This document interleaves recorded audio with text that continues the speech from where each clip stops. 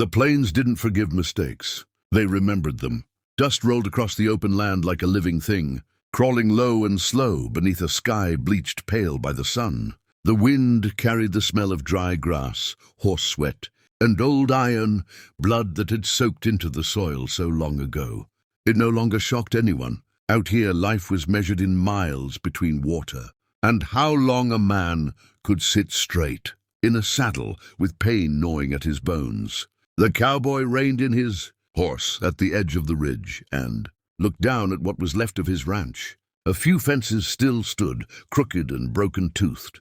The barn leaned like a drunk trying not to fall. Beyond it stretched land that once carried cattle thick as clouds, now empty but for shadows and memory. The wind rattled a loose board, the sound sharp as a warning. Ethan Cole didn't move for a long time. His horse stamped once, uneasy. Ethan rested a hand on the saddle horn, the leather worn smooth by years of hard miles. His jaw tightened, eyes narrowed against the glare. He'd buried men in this soil, friends, enemies, some who were both. The land had taken them all the same. This place was all he had left, and men were coming to take it. He turned his horse downslope, just as he heard the sound. Another rider, pushing hard, fast enough to mean trouble. Ethan's hand drifted near the colt at his hip, but when the rider crested the ridge, it wasn't one of the men he expected. It was a woman. She rode like she'd learned the hard way, seat steady, spine stiff, hands firm on the reins. Dust clung to her skirts, and her hat brim was pulled low. Shadowing eyes that scanned the land like she was already counting exits. She slowed when she saw him, not startled, just cautious. That alone told Ethan plenty. She reined in a dozen yards away, close enough to talk, far enough to run. "Mr. Cole?" she asked. Her voice carried, clear, steady, not asking permission. Ethan studied her the way he'd studied gunmen across poker tables. She was young, but not soft. There was tension in the way she sat, like a wire pulled tight. Her clothes were plain, worn from use, not decoration. No ring on her hand, no fear in her eyes, only resolve sharpened by desperation. "That's my name," he said. She nodded once. "I'm looking for work." Ethan almost laughed. He looked past her, back at the ranch, then back again. "You picked a bad time." She followed his gaze. "I heard that." "Then you heard right." He shifted in the saddle. "Ranch is half dead. Other half's being hunted." She swallowed, but didn't look away. "I can cook, ride, mend fence. Shoot if I have to." That caught his attention. "You ever shot a man?" he asked. A flicker crossed her face, gone quick as heat lightning. No. That answer was honest. Honest answers were rare. "Name?" Ethan asked. "Clara Hayes." The name meant nothing to him, which was something in itself. Most folks out here came with baggage dragging behind them like tin cans tied to a tail. "Where you—" "From Clara Hayes?" "East," she said. "Far enough." The wind picked up, lifting dust between them. Ethan squinted toward the horizon. He could almost see them coming, men hired by the railroad, by the bank, by anyone who smelled blood in the water. Men who didn't care who lived on the land, only who owned it on paper. "I don't need help," Ethan said. She studied him now, really looked like she was weighing a risk. "You're lying." His eyes snapped back to her. A hint of a smile tugged at his mouth despite himself. "You always talk to men you don't know like that?" "Only the ones who look like they're standing alone because they—" "Don't trust anyone," she said. "Those men usually need help most." Silence stretched between them. Ethan exhaled through his nose. "You don't scare easy." "No," she said. "I ran out of that back in Kansas." That made him look again. Kansas had been burning lately, land grabs, hired guns. Families pushed off farms at the barrel of a gun. Same sickness, different soil. "You got somewhere else to go?" he asked. She shook her head once. "If I did, I wouldn't be here." The sun dipped lower, casting long shadows from the broken fence posts. Ethan felt the clock ticking, not just the day, but everything closing in on him. The ranch, the debt, the men who'd already sent warnings carved into wood and flesh. He looked at her again, really looked, and something reckless stirred. "You want a job?" he said. Her shoulders eased just a fraction. "Yes." He leaned forward in the saddle. "Only if you'll marry me by sunset." The words hung in the air, heavy as thunder. Clara stared at him, disbelief flashing hot and bright. That's not funny. I'm not joking. You don't even know me. I know enough. Her hands tightened on the reins. Anger flared now, sharp and righteous. You think I'd sell myself for a roof and a meal? No, Ethan said quietly. I think you'd do it to stay alive. That stopped her. He continued, voice low. Men are coming. They won't touch a married woman so easy, not without causing trouble they don't want. A wife buys me time, buys you protection. And what do you get? She demanded. He met her gaze without flinching. A chance. The truth sat bare between them. The wind howled across the ridge, carrying with it the distant sound of hooves far off, but coming. Clara looked toward the horizon, then back at him. Her jaw trembled once before she set it firm. By sunset, she said slowly, You'll have a wife who doesn't belong to you.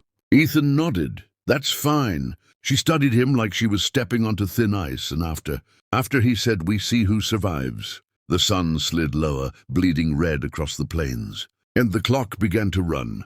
The sun did not wait for vows. It slid toward the horizon with the same indifference it showed to gunfights and graves, dragging long bands of red and copper across the sky. The plains darkened by degrees, shadows stretching like fingers, reaching for the ranch house as Ethan, Cole and Clara Hayes rode side by side down the ridge.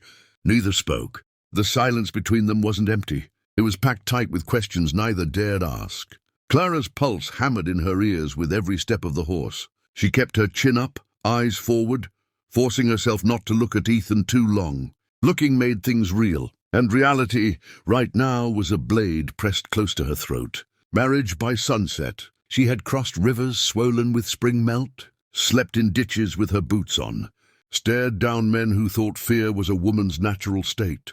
And yet this bargain struck in dust and desperation, terrified her more than all of it. Ethan felt it too. He'd made the offer like a man throwing his last chip onto a losing table. He wasn't sure why he'd said it. Maybe because the ranch needed a wife more than it needed another hired hand. Maybe because men hesitated before crossing certain lines, even out here. Or maybe because something in Clara's eyes told him she wouldn't break when the pressure came. That could be useful. That could be dangerous. They passed the broken corral. A single cow skull bleached white hung from a post, its empty eye sockets watching them go by. The ranch house stood ahead, small, weather-beaten, stubbornly upright. Smoke curled thin from the chimney. Someone had been there earlier, or still was. Ethan slowed his horse. You got kin? He asked. Clara hesitated. Not anymore. He nodded. Anyone looking for you? No one who matters. That was another honest answer. Honest answers were stacking up between them like kindling. They dismounted near the porch. Ethan tied the horses with quick, practiced movements, eyes scanning the perimeter. Clara followed his gaze now, seeing what he saw, tracks near the fence line, fresh enough to still hold shape. Men had been close, watching, waiting. Who are they? She asked quietly. Railroad men, Ethan said. Bank dogs, sometimes both. And you? I'm what's in the way.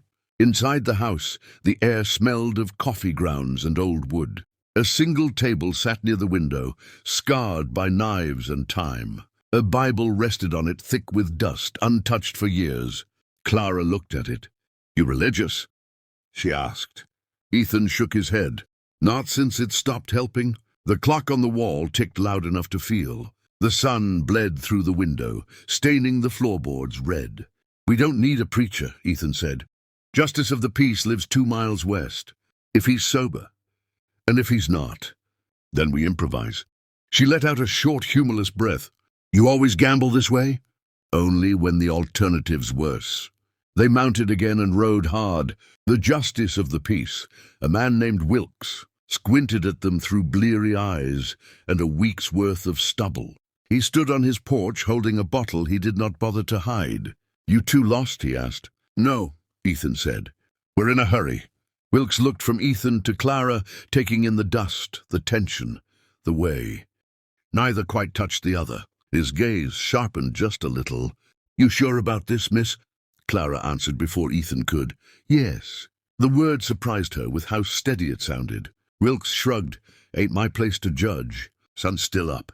They stood in the dirt. No flowers, no witnesses but the wind and a pair of nervous horses.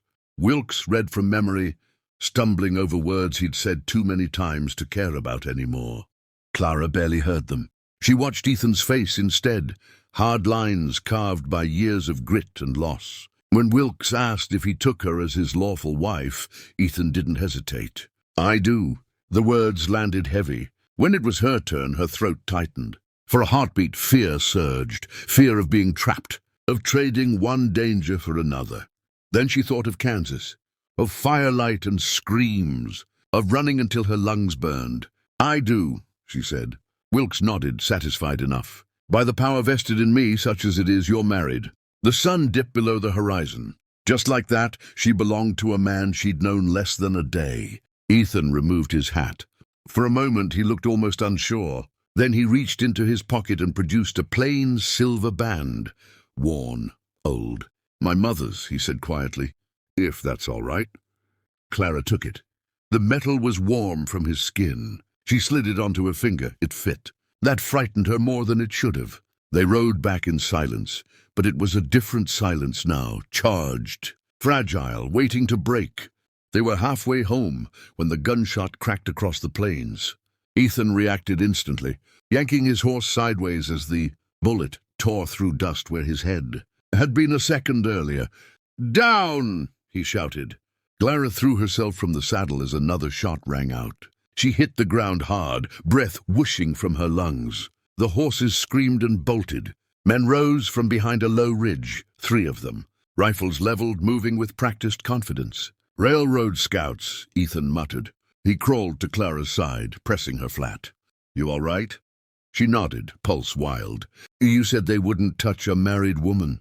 "I said not so easy," he replied grimly.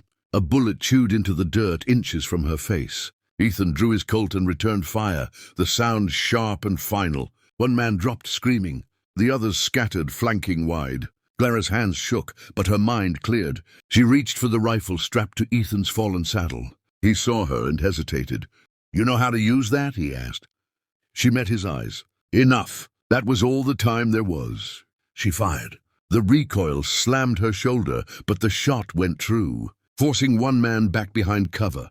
Ethan moved then, fast and lethal, firing twice. Another man fell silent. The last rider fled, disappearing into the rolling land. The silence afterward rang louder than the gunfire. Ethan crouched beside her, breathing hard. He looked at her like he was seeing her for the first time. "You saved my life," he said. "So did you," she replied. They stood slowly. The weight of what they'd done settled between them. "This was a warning," Ethan said. "Next time won't be." Clara looked toward the darkening horizon, then down at the ring on her finger. "What have I married into?" she asked. Ethan didn't answer right away. "War," he said finally. They reached the ranch under cover of night. Lantern light glowed in the windows, but there was someone inside. Ethan stiffened, raising a hand. A figure stepped onto the porch. A woman, older, sharp-eyed. "About time," she said. Railroad men were sniffing around. Clara looked between them. "Who's she?" Ethan swallowed. "My past." The woman's gaze slid to Clara's hand. "To the ring?" "Well," she said slowly, "this just got complicated. If the stakes just rose and the danger closed in. Don't forget to like the video, drop a comment with your thoughts, and subscribe to the channel.